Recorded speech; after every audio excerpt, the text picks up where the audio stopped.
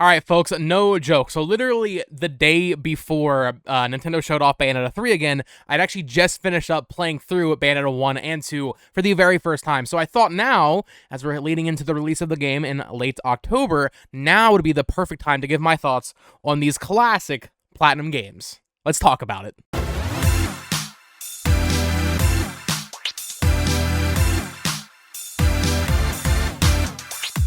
Hello there, everyone. Welcome back to the channel. Today, like I said, we're going to be reviewing Bayonetta 1 and 2. I figured I would do one video on both of them. This is going to be a freeform review, kind of all over the place. You know my style.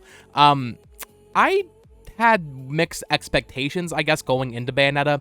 So my history with these style of action games in general is kind of, it's not quite like everybody else's, I've played DMC 1 and 2, and I do not like either of those games. So just that alone made me think, okay, I'm not going to like Bayonetta that much.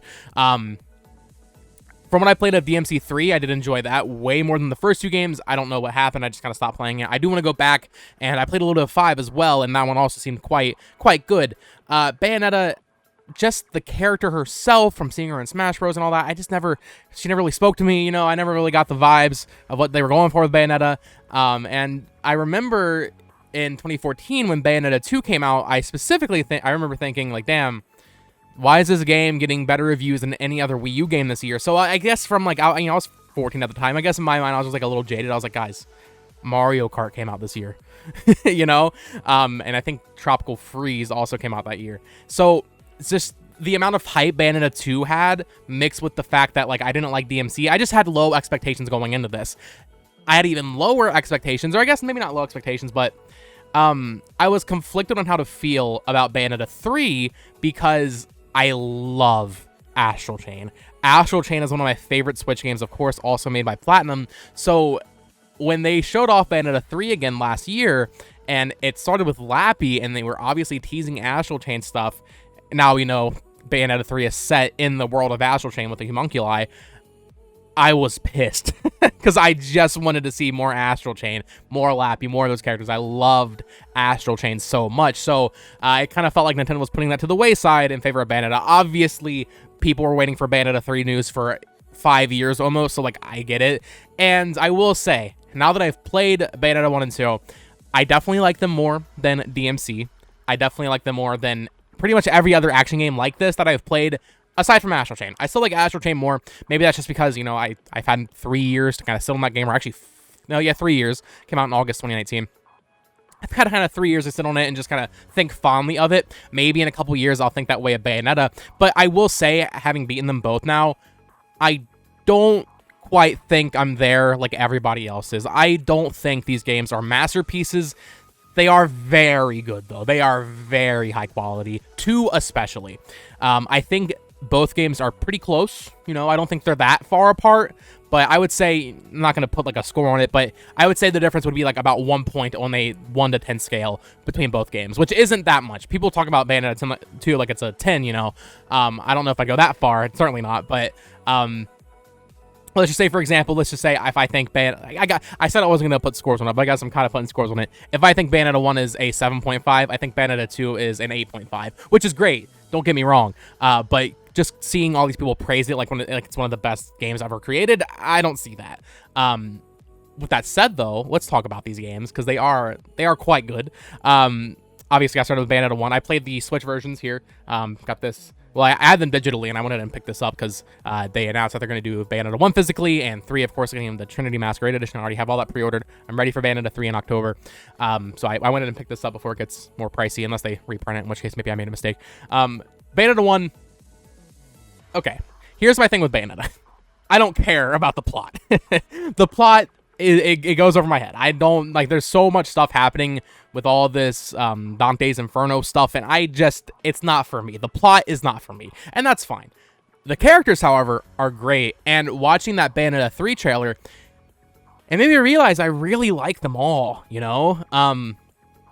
when you're playing the games, especially in Bayonetta 1, I didn't really get that vibe. I wasn't like, oh, I love Enzo, or oh, I love Rodin, or oh, I love Luca.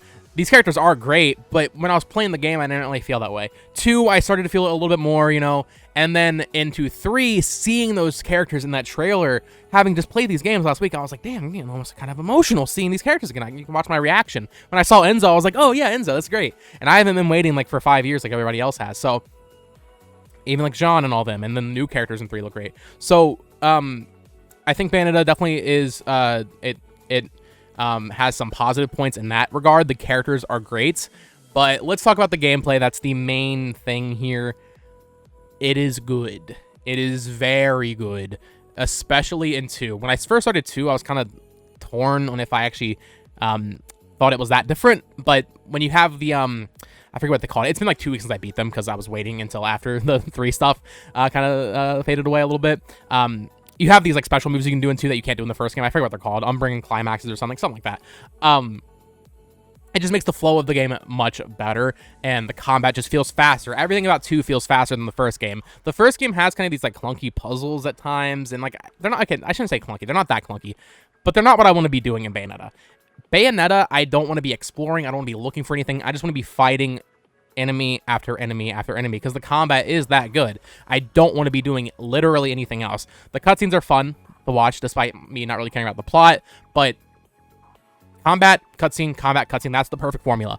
In Bayonetta 1, there's a lot of stuff where you're just kind of roaming around looking for like the chest and stuff, and then they have that in Bayonetta 2, much more subdued, but even then, the stuff that you do have to find, like the little upgrades for your health or your the moon crystal thingies to upgrade your magic, it's optional, but it also feels rewarding. Whereas in Bayonetta 1, it was kind of required to even progress at times. So, which Bayonetta 1 definitely reminds me more of DMC in that regard. DMC has much more puzzle elements like Bayonetta 1, although DMC certainly more so. And then Bayonetta 2 basically got rid of that entirely, opting for more optional stuff. But nice options because it's upgrades.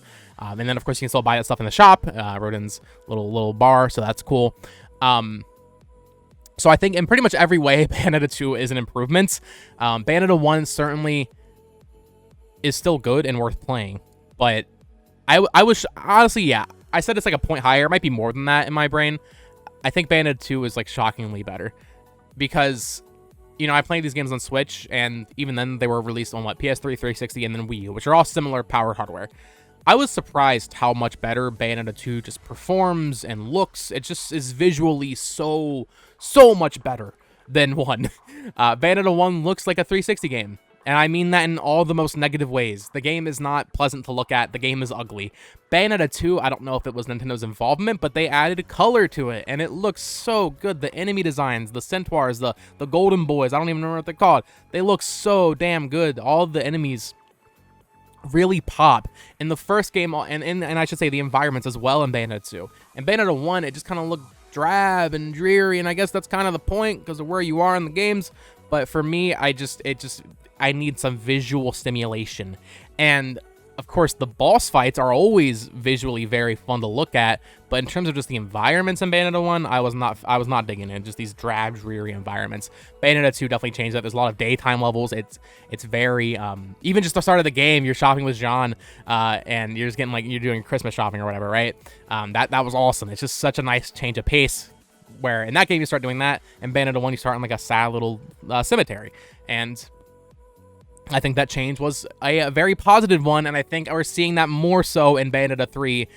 Everything looks very light and colorful, and, you know, that's the vibe I think Bayonetta should be. So, let's talk about the actual combat, though. We already kind of touched on it a little bit. I will say I don't like the upgrade system for moves, because you have to buy them in the shop.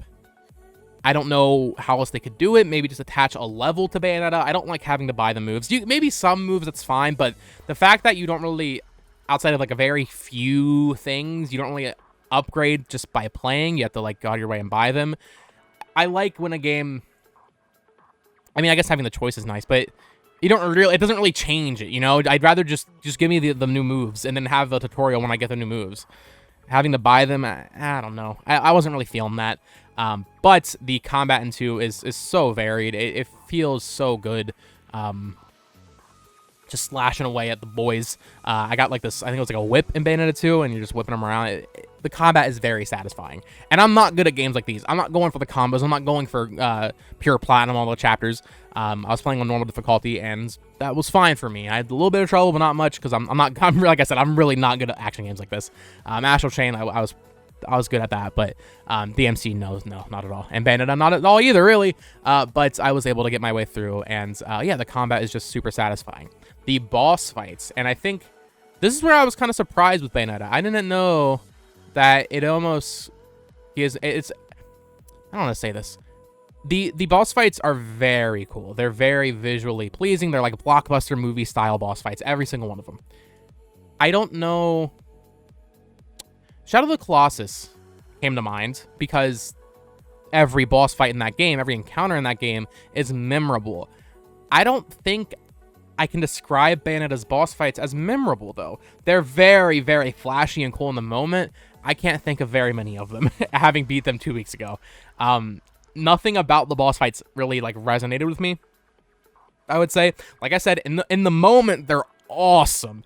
But then 5 minutes later, doing another one, and it's just maybe it's kind of the pacing of the game is going against itself a little bit, because you're just doing so many of them. There's so many of them in the game that it just all kind of goes together in my mind. Maybe it's also because I played both games back to back, but none of them in particular really stand out, just because they're all so good, you know, which is almost a negative thing. Obviously, of course, you know, no spoilers, but there's the final bosses of both games are freaking awesome. I like 2 a lot. I think a lot of people, I don't know what the consensus is, but I think 2's I actually liked less than the first game, although there is some crazy stuff that happens in 2. So I don't know. The bosses are really cool. I just think they're not quite as memorable as I was expecting them to be. But with that said, they are very, very damn good. Also, I have to say, I did not know that the "Fly Me to the Moon" song, or whatever it's called, whatever the lyric is, I thought that was a Squid Game song. Hearing it in Bayonetta 1 kind of blindsided me, and it was really nice hearing that whenever there was like a climactic battle happening, and then going into Bayonetta 2 with that game's main theme. It was just kind of weird, you know, going from a Squid Game song, in my mind, a Squid Game song. I'd never heard that song before. Maybe I'm alone in that. I don't know. Yeah, the music in these games is great. They really do a slam dunk job with that. And overall, I just have to say I am so glad I finally played these games. I was not, you know, I had low expectations, despite the kind of high expectations you would think you would have because of how praised these games are. But because of my own experiences with other Platinum games, or even games like DMC, which of course is basically Platinum, because of Kamiya, despite my own experience with that, I still went in with low expectations, and I came out with positive expectations, just not quite what other people think. I still really enjoyed these games. I love these characters. I love the combat.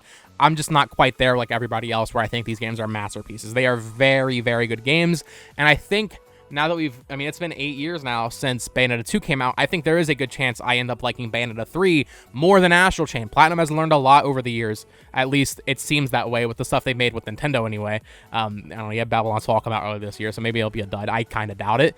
Maybe that's why it's taken so long. Maybe Nintendo was like, no, you're going to make this damn game right, and you're going to do it whether you like it or not.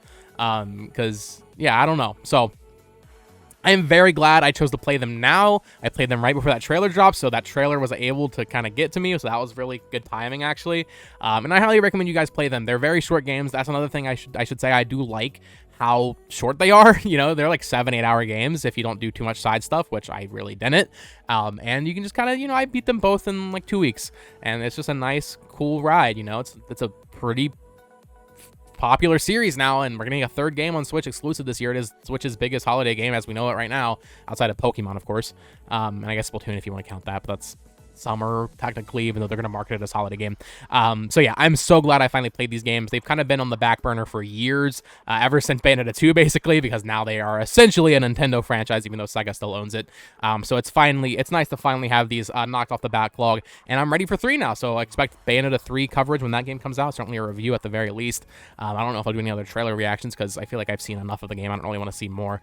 Usually 2 trailers and I'm out, you know, kind of deal. So yeah, let me know what you guys think of Bayonetta down in the comments below. Are you excited for Bayonetta 3? Are you planning on picking up Bayonetta 1 when it comes out physically on September 30th? I know I am picking that up, even though I have it digitally, because I love off topic, the Switch's whole thing right now, because you're gonna be able to own like 5 physical Xenoblade games. We're gonna have the entire Bayonetta trilogy physically as standalone cartridges. That's awesome to me. I love that stuff as a collector. So, yeah, I think it's awesome they're printing Bayonetta 1 physically, and yeah, I'm just glad I finally went back to play this very, very good series. Just not quite what people say it is, in my opinion, but still very good, and I'm excited to see Bayonetta 3. In conclusion, play Astral Chain, because that clearly is going to be important. There you guys have it. Thank you all so much for watching. If you enjoyed my review, of course, you can subscribe here for more content. Xenoblade 3 and Live Alive are coming out soon, so expect videos on those games. I should be getting Xenoblade 3 early. You heard it here first, so we'll see how that goes. So maybe I'll be streaming on Twitch or something. I don't know. Of course, you can follow me on Twitter at BotoxMedia. Join my Discord. Link to that is down below. And until next time, folks, peace.